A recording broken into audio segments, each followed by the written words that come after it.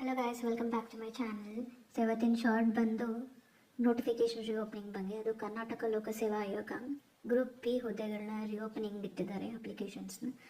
Post name ಬಂದು taluk backward classes welfare officer or gazetted manager ಅಂತಲೂ ಕರೀತಾರೆ. ಸೊ ಕನ್ನಡಲ್ಲಿ ಹಿಂದುಳಿದ ವರ್ಗಗಳ ಕಲ್ಯಾಣಾಧಿಕಾರಿ.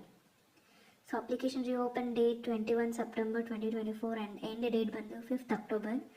ಎಲಿಜಿಬಿಲಿಟಿ ಕ್ರೈಟೀರಿಯಾ ಬಂದು ಡಿಗ್ರಿ ಮಾಡಿರಬೇಕು